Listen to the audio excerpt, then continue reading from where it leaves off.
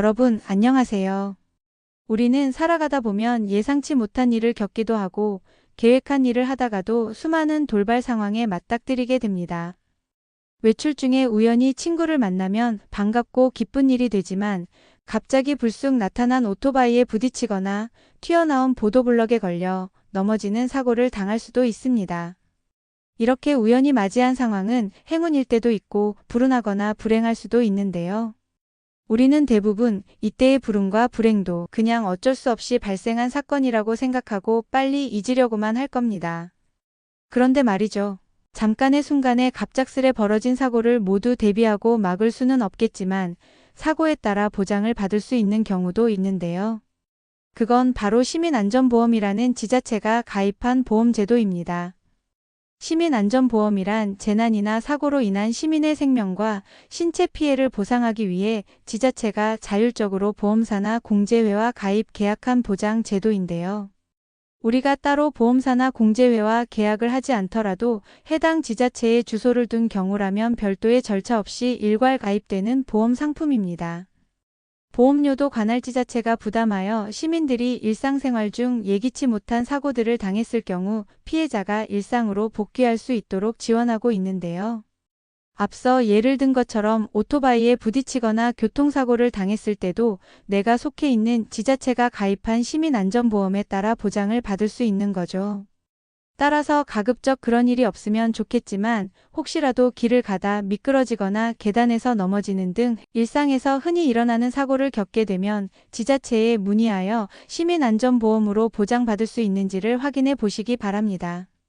각 지자체별로 시민안전보험에서 보장하는 내역은 시민안전보험 홈페이지를 통해서도 확인하실 수 있는데요. 시민안전보험 보상 청구 방법도 간답합니다. 사고가 발생하면 시민안전공제 사고처리 전담 창구에 사고 접수를 하시면 사고처리 절차 안내 및 사고 사실 확인 후 보상 여부를 판단하고 공제금을 지급해 줍니다. 미성년자의 경우에는 보호자가 대리 신고를 하시면 됩니다.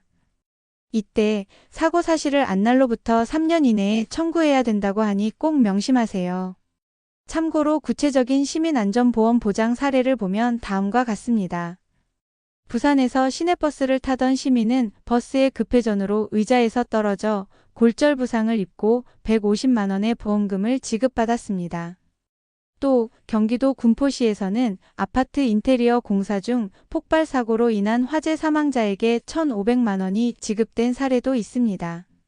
그리고 네팔 해외 봉사활동 중 눈사태로 인해 사망한 대전 시민이 자연재해 사망으로 2천만 원의 보험금을 지급받은 사례도 정부 공식 사이트인 정책브리핑에 소개되기도 하였습니다.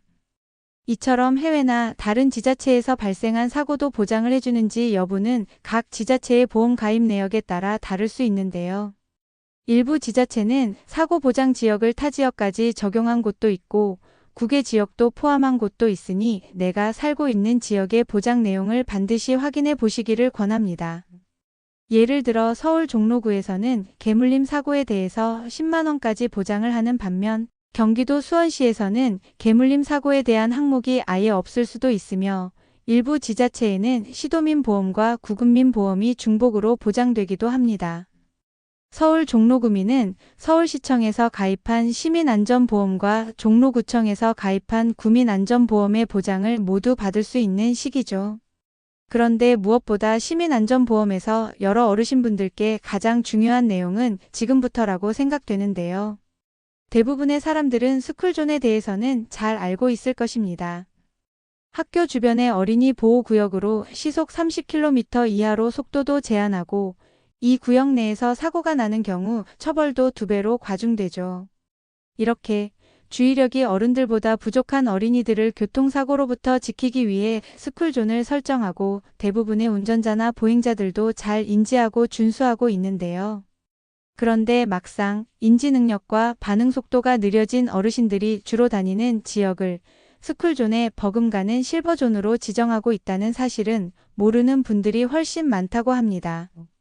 교통약자인 어르신들은 움직임의 속도나 보폭, 갑작스러운 위험에 대피하는 반사신경이 상대적으로 떨어집니다. 통계청 발표 자료에 의하면 2019년 우리나라 노인 교통사고 사망률이 OECD 평균보다 약 3배 이상 높다고 합니다.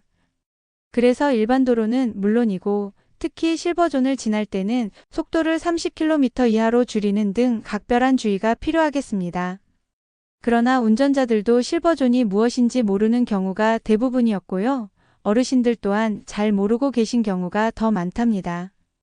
실버존 역시 스쿨존처럼 30km로 속도가 제한되고 이 구역에서 사고가 발생하면 일반 도로보다 2배로 과중 처벌이 되는 곳입니다. 그럼에도 서울시에 등록된 노인보호구역은 2023년 12월 기준 184개소로 1,700개소에 이르는 어린이 보호구역의 10분의 1 수준밖에 안 되고 서울시에서 노인 인구가 6번째로 많은 관악구에도 실버존은 12곳밖에 없답니다.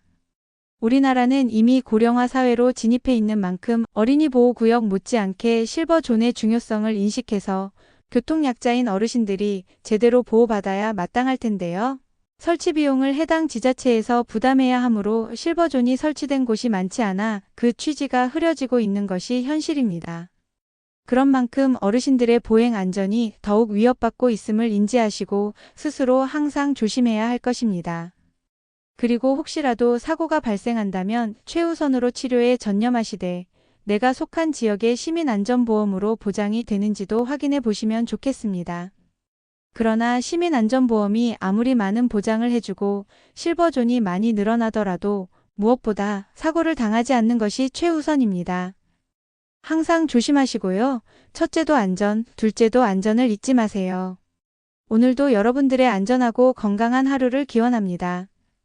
지금까지 정보다방이었습니다. 감사합니다. 이 영상이 도움이 되셨다면 좋아요와 구독 부탁드립니다.